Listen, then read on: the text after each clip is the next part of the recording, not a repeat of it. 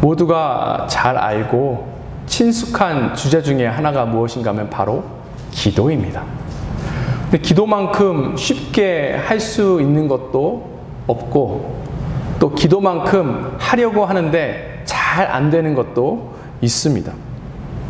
그런데 성경에서 수많은 인물들이 강조하는 부분도 그렇고요.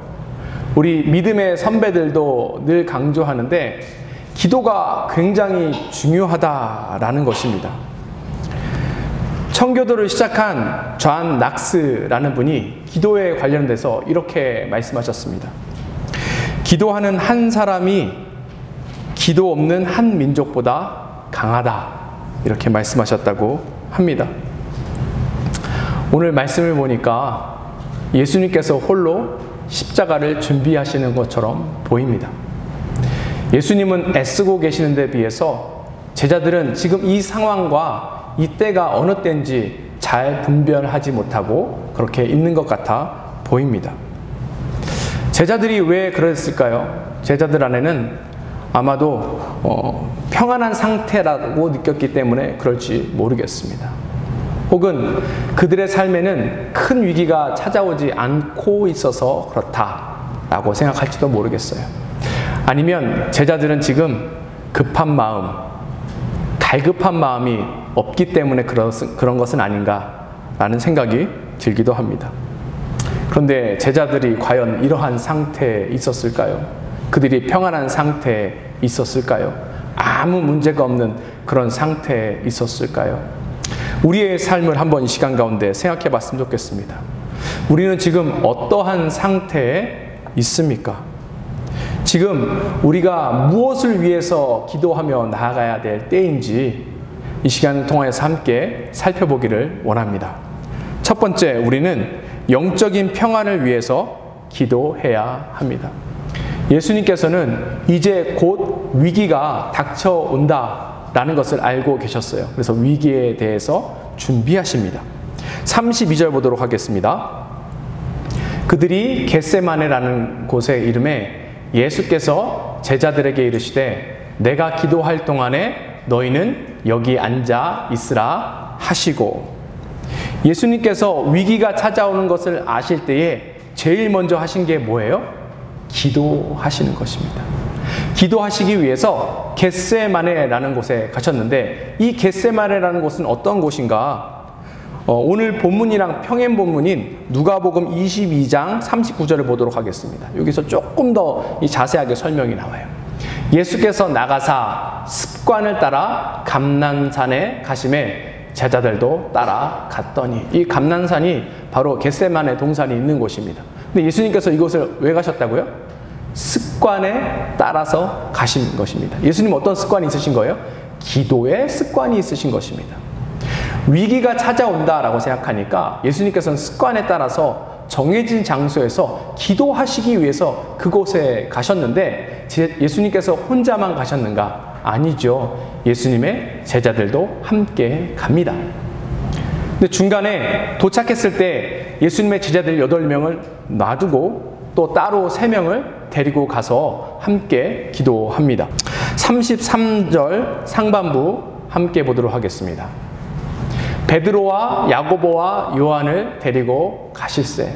예수님께서 3명을 따로 데리고 조금 더 예수님과 가까운 곳에서 예수님께서 기도하시기를 원하시는 거예요. 근데 예수님께서 기도하시려고 할 때에 뭔가 큰 일이 예수님 안에 일어나기 시작합니다. 33절 후반부 보도록 하겠습니다. 심히 놀라며 슬퍼하사. 예수님의 마음의 심정이 지금 어떻대요? 심히 놀라고 슬퍼하시는 가운데 있다라는 것입니다. 예수님 마음 안에 공포감이 찾아오기 시작한 거예요. 두려움이 찾아오기 시작한 것입니다. 염려가 찾아오기 시작한 것입니다. 근데 우리말 성경에는 지금 어떠한 상태에 있는지 좀 디테일하게 표현되지 못하고 있는데, 원어를 그나마 조금 더 자세하게 번역한 이 영어 성경을 보면 이 상태가 어떻게 돼가고 있는지에 대해서 이야기하고 있습니다. 뭐라고 써 있어요? He began to be deeply distressed and troubled. 어떻게 됐대요? began to 이렇게 시작되죠? 시작했대요. 예수님께서 그러지 않았는데 갑자기 예수님의 심리 상태가, 마음의 상태가 흔들리기 시작하고 어려움이 닥치기 지금 시작했다라는 상황을 우리가 알 수 있습니다. 근데 이것이 지금 굉장히 심각한 상황 가운데 처해 있는 거예요. 34절 상반부 보도록 하겠습니다. 말씀하시되 내 마음이 심히 고민하여 죽게 되었으니. 예수님께서 뭐라고 이야기하세요? 지금 죽을 만큼 힘들다, 이렇게 얘기하시는 거예요.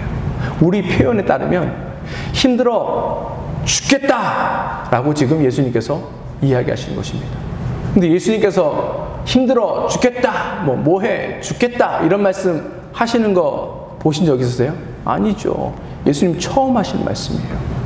얼마나 그 심정이 괴롭고 마음이 불안하고 염려가 찾아왔으면 내가 너무 힘이 괴로워 죽을 지경이다 라고 지금 예수님께서 그렇게 이야기하고 계시는 것입니다. 흡사 이 상황은 우리 현대의학에서 이야기하는 공황장애에 빠진 것이 아닌가 의심될 정도의 그런 상태에 지금 예수님께서 계신 것입니다. 왜 예수님께서 이러한 심리 상태를 가지고 계시는가? 예수님은 곧 아시죠? 곧 있으면 예수님께서 고난당하시고 십자가에 못 박혀 돌아가실 것이기 때문에 그렇습니다. 그렇다면 여기서 우리가 한 가지 질문을 할 수 있습니다. 아니, 예수님 돌아가실 거 다 알고 오셨는데 예수님 그 돌아가실 거 다 준비하고 계셨으면서 그 죽음이 두려워서 예수님 지금 이렇게 떨고 계시는 것입니까? 라고 우리가 질문할 수 있죠. 그래서 그런 것이 아니에요. 예수님의 이 감정 변화가 육체적인 고난, 어려움, 죽음 때문에 생긴 것이 아닙니다. 가상칠언이라고 있습니다. 무엇인가 하면 예수님께서 십자가에 못 박히셨을 때 하신 말씀 7개를 성경에서 이렇게 사람들이 추려낸 거예요. 지면에 그 제한이 있으니까 그 7마디만 예수님께서 하셨지 더 얘기하셨을 수도 있습니다. 근데 성경에서 한 그 가상칠언을 보면 예수님께서 육체적으로 고난당하시고 어려움을 당하심으로 인해서 힘들다 어렵다 이렇게 이야기하시지는 않으세요. 가상칠언이 뭐죠? 첫 번째는 아버지 저들을 사하여 주시옵소서 자기들이 하는 것을 알지 못함이니이다. 십자가에서 예수님 이렇게 얘기하셨어요. 두 번째는 오늘 내가 나와 함께 낙원에 있으리라. 예수님 우편에 있는 강도가 예수님을 온전히 주로 고백하니까 예수님께서 말씀하신 것이죠. 세 번째, 여자여 보소서 아들이니이다. 보라 내 어머니니라. 예수님께서 십자가에 못 박히실 때 바로 앞에 계셨던 어머니 마리아와 그 제자인 요한에게 하신 말씀입니다. 그 다음에 네 번째 말씀은 엘리 엘리 라마 사박다니 이렇게 얘기하셨어요. 무슨 뜻이에요? 나의 하나님 왜 나를 버리시나이까. 그리고 다섯 번째 말씀은 내가 목마르다 이렇게 말씀하셨고, 여섯 번째 말씀은 다 이루었다 이렇게 이야기하셨습니다. 그리고 마지막 일곱 번째 말씀은 아버지 내 영혼을 아버지 손에 부탁하나이다. 예수님께서 죽음 때문에 육신의 고통과 고난 때문에 괴로워하신다는 것을 우리가 이 가상칠언을 통해서도 느낄 수 없습니다. 그렇다면 무엇이 예수님을 그토록 어렵게 만들고 공포스럽게 만들었을까요? 36절 상반부 보도록 하겠습니다. 이르시되 아빠 아버지여 아버지께는 모든 것이 가능하오니 이 잔을 내게서 옮기시옵소서. 예수님이 지금 두려워하고 있는 것은 뭐예요? 잔이에요. 잔. 컵입니다. 이 잔이 의미하는 것은 무엇인가 하면 죄에 대한, 인간의 악에 대한 하나님의 진노를 의미하는 것이에요. 즉 하나님의 진노가 곧 예수님께 부어질 거라는 거예요. 하나님의 심판이 예수님께 부어질 것이라는 것입니다. 인류의 죄를 대신해서 예수님께서 이 모든 것들을 감당하시기 때문에 하나님께서 무자비하게 예수님 앞에 그 진노의 잔을 부으실 것입니다. 이것이 예수님이 지금 괴롭고 고난 가운데 빠져있는 이유라는 것입니다. 그 가운데서 예수님께서 처절하게 부르짖으시지만 하나님께서는 침묵하셔요. 왜냐하면 하나님과 예수님의 그 관계가 십자가에서 예수님이 못 박히시는 그 가운데는 단절되기 때문에 그렇습니다. 죄 때문에 하나님과 그 아들의 관계가 끊어지게 되는 거예요. 그것이 예수님은 괴로우셨던 것입니다. 우리는 지금 어떻게 살고 있는지 함께 살펴봤으면 좋겠습니다.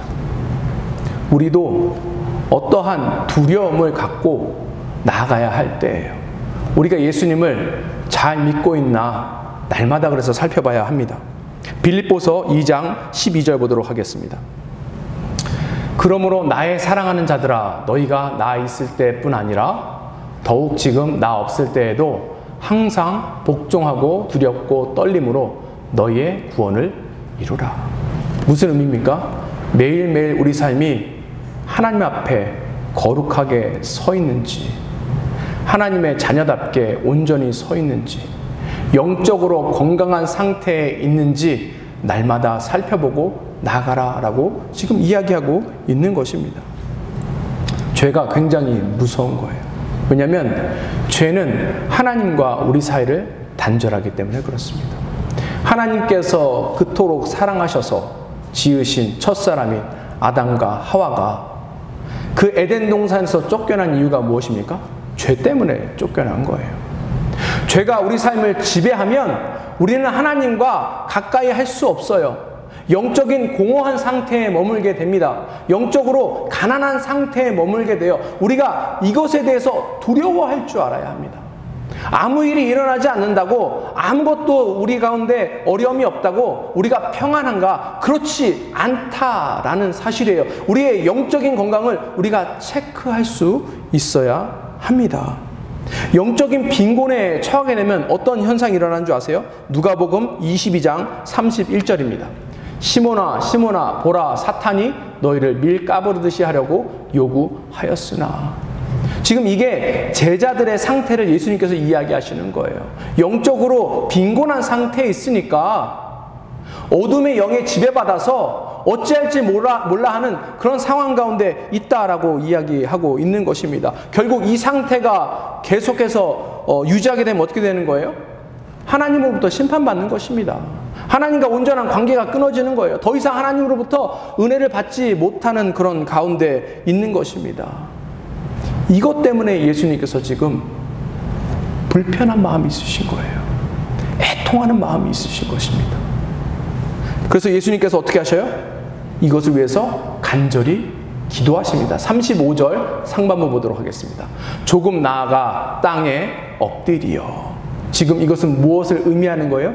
예수님의 기도의 포즈, 자세에 대해서 이야기하시는데, 마태복음은 조금 더 자세하게 어떻게 예수님께서 기도하시는지 그 모습을 이야기합니다. 마태복음 26장 39절 상반부 보도록 하겠습니다.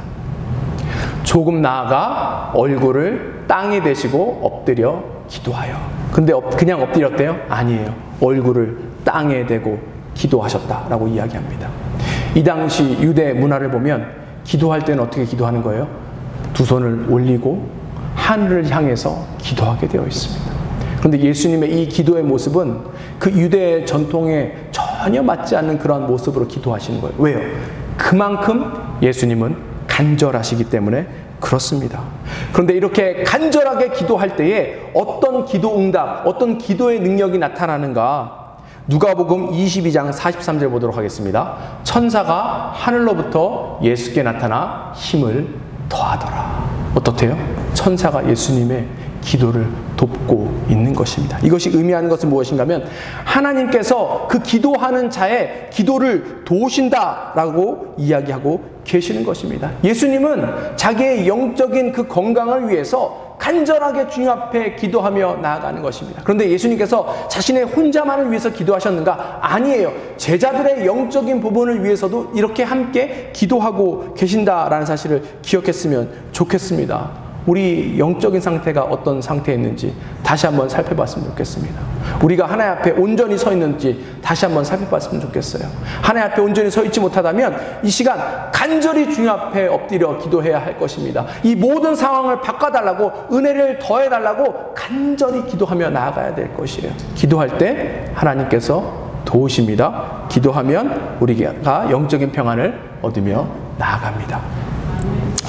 두 번째, 우리는 장애물을 제거하기 위해서 기도해야 합니다. 예수님께서 간절하게 기도하시는 것에 비해서 제자들의 모습을 보면 참 제자들은 태어나구나, 라는 것을 알 수 있습니다. 37절 상반부 볼까요? 돌아오사 제자들이 자는 것을 보시고. 예수님은 기도하시는데 예수님의 제자는 뭐 하고 있어요? 자고 있습니다. 잔다라는 표현보다 졸고 있다라는 표현이 더 맞을까요? 뭐 자는 거랑 조는 거랑은 다르죠. 조는 거는 원치 않은데 졸음이 찾아와서 조는 것이고, 자는 것은 자기의 의지로 자는 것입니다. 제자들은 졸고 있었을까요? 자고 있었을까요? 잠시 뒤에 보면 졸고 있었는지 자고 있었는지 우리가 알 수 있습니다. 예수님께 간절한데 제자들의 마음은 태연해 보여요. 이때 예수님의 마음은 어떠셨을까요? 낙심이 찾아오셨을까요? 배신감을 느끼셨을까요? 그런데 예수님께서는 그런 감정을 표현하시기 전에 정말 제자들을 사랑하는 마음 때문에 제자들에게 권면하십니다. 37절 후반부 보도록 하겠습니다. 베드로에게 말씀하시되 시몬아 자느냐 내가 1시간도 깨어있을 수 없더냐. 예수님께서 제자에게 뭐라고 이야기하셔요? 깨어라, 일어나거라 이야기합니다. 지금은 잘 때가 아니다. 지금 앞으로 닥쳐올 상황이 있는데 태연하게 태평스럽게 그렇게 있을 때가 아니다 라고 이야기하고 계시는 거예요. 그러면서 1시간, 이게 1시간이 그냥 우리가 생각하는 그 1시간을 이야기하는 것이 아니죠. 잠깐만이라도, 잠시만이라도 깨어서 기도할 수 없느냐. 너무나도 예수님의 그 안타까운 그 마음을 우리가 여기서 느낄 수 있는 것이죠. 지금은 그러한 때가 아니라는 거예요. 저희 아버지가 14년 전에 그 암으로 먼저 하늘나라를 가셨습니다. 근데 이제 거의 이제 하늘나라 가시기 직전에 굉장히 쇠약한 가운데 계셨어요. 뭐 이렇게 몸이 힘드시니까 뭐 밤낮이 없으시죠. 뭐 피곤하시면 주무시고 또 주무시고 나면 깨시고.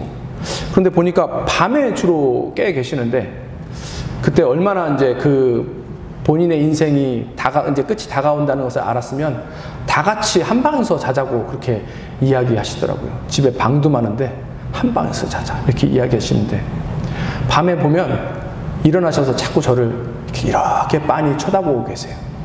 그리고 자꾸 깨우고 말 시키려고 합니다. 그때는 너무 힘들었어요. 왜냐하면 병간호 해야 되는데 피곤하잖아요. 낮에 같이 이야기도 해드릴 수 있고 낮에 봐드릴 수 있는데 그러면 밤에는 좀 재워주셔야 그렇게 할 수 있는데 이게 계속 밤낮 없이 그렇게 하셔서 조금 좀 그렇게 안 하셨으면 좋겠다 이런 마음이 제 안에 있었던 것 같습니다.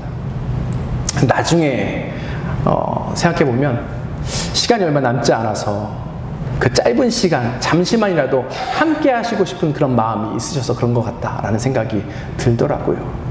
지금 예수님의 마음이 그런 거예요. 얼마 시간이 남지 않았어요. 그런데 이 시간만이라도 함께 할 수 없는가? 예수님 그렇게 이야기하시는 거거든요. 그런데 이것뿐만이 아니라 예수님께서는 앞으로 제자들의 닥칠 위기가 더욱더 크기 때문에 예수님께서 제자들에게 깨어있으라. 너희는 왜 깨어있지 못하느냐 이렇게 이야기하고 계시는 것입니다. 그런데 제자들은 왜 못 깨고 그렇게 졸고 앉아 있었을까요? 이것에 대해서 예수님께서 정확하게 그 영적인 상황을 진단하십니다. 38절 후반부 보도록 하겠습니다. 마음에는 원이로되 육신이 약하다 하시고 뭐래요? 마음은 원하지만 육신이 약하다 이렇게 이야기하십니다. 근데 많은 분들이 이 말씀을 잘못 인용해서 자신의 그 부족한 부분을 이렇게 변명하시는 경우가 있는데 뭐라고 얘기해요? 나 신앙생활 열심히 하고 싶은데 내가 육신이 약해서 못했어요. 한번 봐주세요. 우리 예수님도 그걸 인정했잖아요. 내 마음은 그렇지 않다라니까요. 그냥 육신이 연약해서 그래요. 날 위해 기도해 주세요. 이렇게 이야기하는 경우가 있는데 그건 잘못 인용한 것입니다. 예수님께서 그걸 익스큐즈 하라고 이렇게 이야기하신 것이 아니에요. 이 연약함은 그 앞에 베드로와 제자들이 우리는 육신적으로 강합니다 라고 하는 그 말과 얼마나 대치되고 모순적인지 모르겠습니다. 31절 보도록 하겠습니다. 베드로가 힘있게 말하되 내가 주와 함께 죽을지언정 주를 부인하지 않겠나이다 하고 모든 제자도 이와 같이 말하니라. 베드로도 그렇고 예수님의 제자도 그렇고 다가올 위기에 대해서 예수님께서 이야기하시니까 뭐라고 얘기해요? 나는 자신 있어요. 나는 잘 훈련되어 있습니다. 나는 신앙생활도 오래 했고요. 여러 가지 영적인 능력도 우리 안에 있고요. 영적인 열매도 많이 맺었어요. 문제없어요, 예수님. 그보다 더한 것도 다 우리는 이겨낸 적이 있습니다 라고 주장했다는 거예요. 그런데 예수님이 뭐라고 얘기하셔요? 아니다. 너는 육적으로 연약한 가운데 있다. 아무리 자신감 있다라고 이야기할지라도 예수님이 보실 때 아니라는 거예요. 아니라는 거예요. 영적인 위기에 있기 때문에 그래서 예수님께서 뭐라고 얘기하셔요? 그 영적인 위기를 극복하기 위해서 깨어서 뭐 하래요? 기도하라는 거예요. 깨어서 기도할 때 비로소 우리가 영적으로 건강해지며 나아갈 수 있는 것입니다. 다른 거 핑계대면 안 돼요. 그래서 핑계대면 안 돼요. 깨어서 어떻게 해야 돼요? 기도해야 합니다. 지금은 그렇게 해야 할 때예요. 그런데 우리가 깨어서 기도하지 못하는 이유들이 많습니다. 왜 그럴까요? 우리가 지금 살고 있는 이 환경이 우리로 하여금 영적인 어둠 가운데 계속 몰아넣기 때문에 그렇습니다. 세상은 우리에게 뭘 가르쳐요? 세상적인 욕망, 육적인 욕망을 채우라라고 강요하고 있고 우리도 그것을 원하며 살고 있지 않습니까? 여기서 자유로운 사람 있나요? 아니요, 저는 뭐 육적인 욕심 없습니다. 저는 별 욕심 없어요. 아니에요, 욕심 있을걸요? 한번 볼까요? 사람들이 뭘 좋아해요? 세상의 자랑거리를 이야기하는 것을 좋아합니다. 자기의 명예를 이야기하기도 하고 자기의 얼만큼 돈을 가지고 있는지 이야기하기도 하고 성공에 대해서 자랑하고 싶어 하죠. 외모에 대해서 자랑하고 싶어 하죠. 자식에 대해서 자랑하고 싶어 하죠. 우리는 그러한 존재라는 거예요. 그런데 그러한 상태에 계속 머무르게 되면 우리는 영적인 어둠에서 나올 길이 전혀 없다라는 사실을 우리가 기억했으면 좋겠습니다. 베드로도 그렇고 예수님의 제자들도 그렇고 앞으로 닥쳐올 위기에 실패하게 됩니다. 왜요? 영적으로 깨어있지 않기 때문에 그렇습니다. 그들 안에 있는 영적인 장애물을 온전히 제거하지 못하기 때문에 그래요. 그렇다면 이것들을 어떻게 해결할 수 있죠? 길을 잃었을 때 해야 될 것들이 있습니다. 우리가 산에 가든지 뭐 처음 보는 곳에 가서 길을 잃어버린 경우가 있는데 왜 길을 잃어버릴까요? 길을 찾으려고 자꾸 움직이기 때문에 그래요. 어느 때든지 길을 잃어버렸다고 생각할 때는 그 자리에 서서 내가 어디에 있는지를 깨닫는 것이 그래서 굉장히 중요합니다. 영적으로 우리가 길을 잃었을 때도 마찬가지예요. 뭐예요? 그 자리에 멈추는 거예요. 34절 보도록 하겠습니다. 말씀하시되 내 마음이 심히 고민하여 죽게 되었으니 너희는 여기 머물러 깨어있으라 하시고 영적으로 우리가 방황하고 길을 잃었을 때 어떻게 하라고요? 그 자리에 멈춰서 그 자리에서 기도하는 거예요. 예수님처럼 습관대로 기도하는 것입니다. 어려움이 닥칠 때라도 무조건 기도하는 거예요. 기도가 잘 안 된다고요? 잘 안 돼요. 어려울 때 기도 잘 안 됩니다. 그럴 때 어떻게 해야 돼요? 그래도 소리내서 기도하는 거예요. 기도가 안 될수록 소리내서 기도하는 것입니다. 예수님도 지금 소리 지르면서 기도하고 계셔요. 우리가 깨어서 기도할 때 우리 가운데 있는 영적인 문제들이 해결될 줄 믿습니다. 지금은 깨어서 기도할 때예요. 첫 번째, 우리는 영적인 평안을 위해서 기도해야 되고, 두 번째, 우리는 장애물을 제거하기 위해서 기도해야 되고, 마지막으로 우리는 은혜를 얻기 위해서 기도해야 합니다. 사람들이 기도에 대해서 이야기하면 여러 가지에 대해서 이야기합니다. 기도에다가 다른 단어를 붙여가지고 기도의 종류를 나누는 거예요. 간청기도, 침묵기도, 묵상기도, 통성기도, 중보기도, 치유기도, 방언기도, 등등의 것들이 많이 있습니다. 그렇죠? 그런데 기도의 능력이 무엇일까요? 수많은 이 기도의 종류가 있는데 이 가운데 기도의 능력이라고 하면 우리가 무엇을 보고 이것이 기도의 능력이 있다라고 이야기할까요? 우리가 간절히 구했을 때 뭐가 이루어지는 것만 기도의 응답이고 기도의 능력일까요? 아니에요. 그것은 기도의 능력이 아닙니다. 기도가 무엇인지에 대해서 우리가 분명하게 알아야 돼요. 기도가 뭐예요? 기도는 하나님과 대화하는 거예요. 기도는 영적인 교제입니다. 기도는 영적인 호흡이에요. 그렇다면 기도의 열매는 무엇일까요? 기도하는 대로 다 이루어지는 게 기도의 열매예요? 아니죠. 그렇다면 기도의 열매는 기도하면 기도할수록 하나님과 더욱더 친밀해지는 것입니다. 기도의 능력이 여기에 있는 거예요.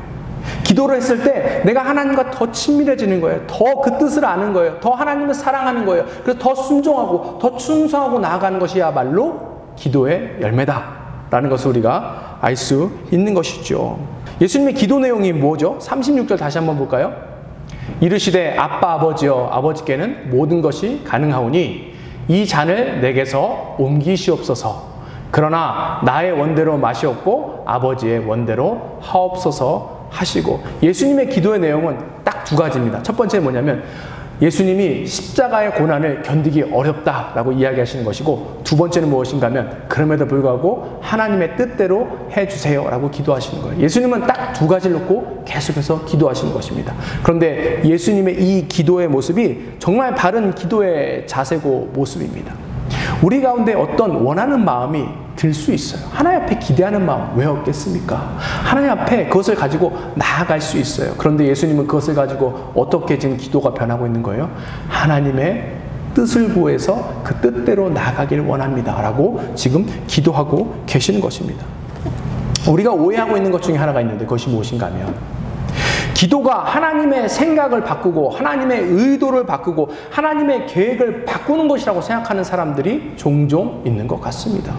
우리가 간절히 기도할 때 뭔가 변화되는 것이 하나님의 뜻을 바꾸고 하나님의 의지를 바꾸고, 그래서 하나님께서 우리가 원하는 대로 원하는 방향대로 우리가 이끌고 간다라고 생각하는데 그게 아닙니다.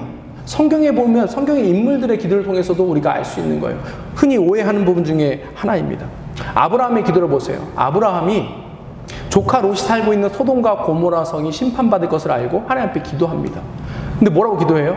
거기에 50명의 의인이 있으면 심판하지 마세요. 45명이, 40명이, 30명이, 20명이, 10명이. 이게 지금 아브라함이 하나님의 의도와 뜻을 바꾸려고 하는 기도입니까? 아니에요. 여기서는 하나님의 뜻을 구하는 거예요. 그리고 그대로 기도하는 것이죠. 또 모세의 기도를 한번 볼까요? 이스라엘이 모세가 하나님 앞에 나아가서 율법을 받는 동안에 금송아지를 만들고 우상 숭배했습니다. 하나님께서 진노하셨어요. 하나님께서 이스라엘 민족들을 다 진멸하시고 모세를 통해서 다시금 새로운 민족을 세우시겠다라고 이야기했을 때 모세가 뭐라고 해요? 하나님 그러시면 안 됩니다. 생명책에 제 이름을 지워서라도 그렇게 하면 안 됩니다 라고 기도합니다. 이것이 하나님의 뜻과 하나님의 계획과 의도를 바꾸기 위해서 하는 기도예요? 아니에요. 여기서 하나님의 뜻을 찾고 구하며 나아가는 기도입니다. 엘리야의 기도를 한번 볼까요? 엘리야가 450명의 바알 선지자들과 영적인 전투에서 승리하고 난 다음에 뭐 하죠? 기도해요. 3년 반 동안 내리지 않던 비를 위해서 간절하게 기도합니다. 이게 엘리야가 간절히 기도했기 때문에 비가 내린 거예요? 아니에요. 하나님의 뜻이 그 안에 있기 때문에 엘리야는 하나님의 뜻을 가지고 순종하고 충성을 다해서 비가 올 때까지 기도하게 된 것입니다. 이것을 기억해야 돼요. 기도는 이러한 것이에요. 아무리 우리 안에 어떠한 마음이 있고 원하는 것이 있고 생각이 있다 할지라도 이것이 하나님의 뜻과 계획과 맞는가 맞지 않는가를 기도를 통해서 우리가 살펴볼 수 있는 것입니다. 그리고 그것을 분별하고 이후에 순종하며 나아가는 것이 바로 기도의 유익이다라는 사실을 우리가 기억했으면 좋겠어요.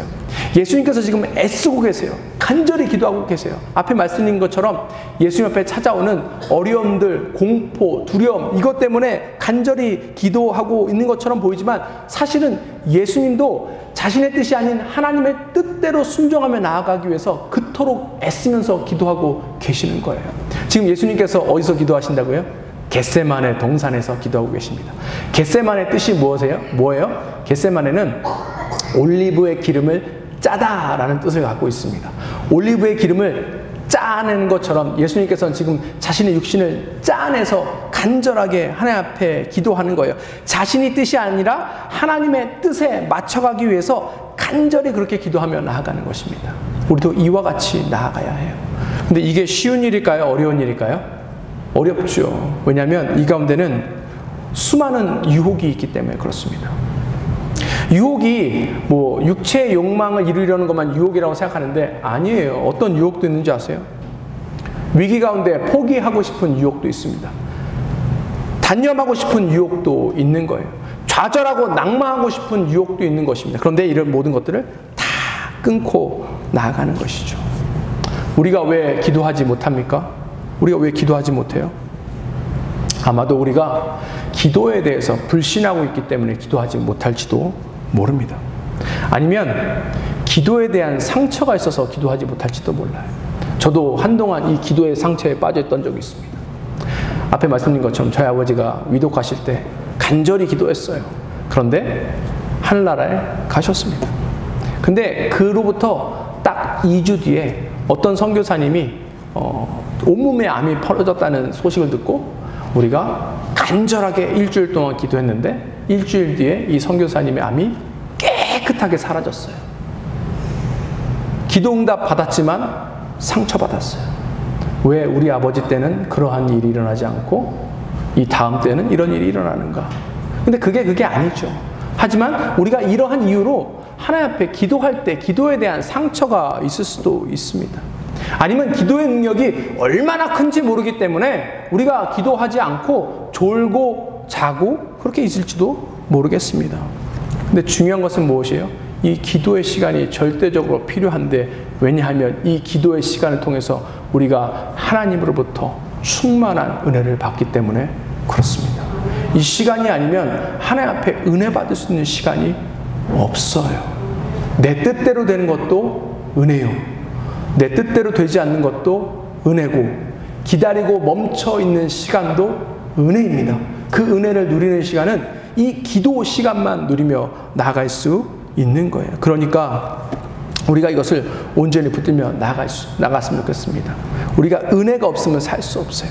은혜가 없으면 하나님을 향한 사랑이 금방 우리는 시들어버려요. 은혜가 없으면 우리의 경건의 생활이 무너져 버립니다. 은혜가 없으면 우리가 성령의 것을 추구하지 않아요. 은혜가 없으면 우리는 기만적이 되고 이기주의적으로 되고 우리 삶이 죄의 방향으로 나아갈 수밖에 없습니다. 은혜가 없으면 우리가 예수님을 구주로 고백할 수 없어요. 은혜가 없으면 우리가 하나님의 뜻을 행하려는 마음이 생기지 않습니다. 은혜가 필요합니다. 지금은 깨어서 기도할 때예요. 기도할 때 하나님께서 풍성한 은혜를 내려주실 줄 믿습니다. 아멘. 말씀을 마무리하고자 합니다. 우리 앞에 문제가 있나요? 이 문제가 큰 문제든 작은 문제든 그게 중요한 게 사실은 아니에요. 이 문제가 심각한 문제이든지 그렇지 않은 문제이든지 이게 중요한 것이 아니라는 거예요.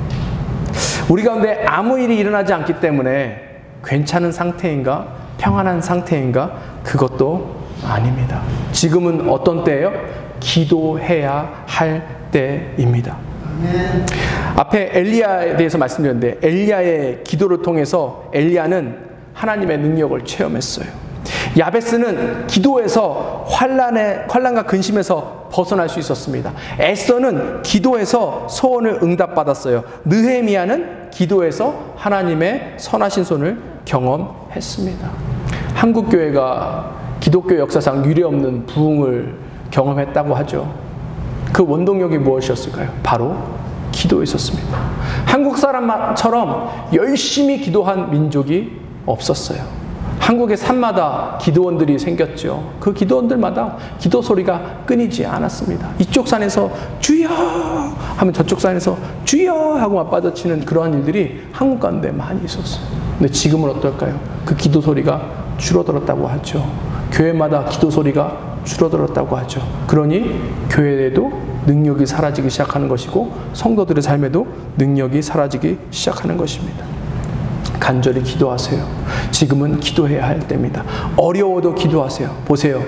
오늘 예수님께서 자신의 위기를 위해서 기도하시는 것처럼 보이지만 거기에 집중하셨어요? 아니에요. 중간중간 제자들의 상태를 보시기 위해서 오신 거예요.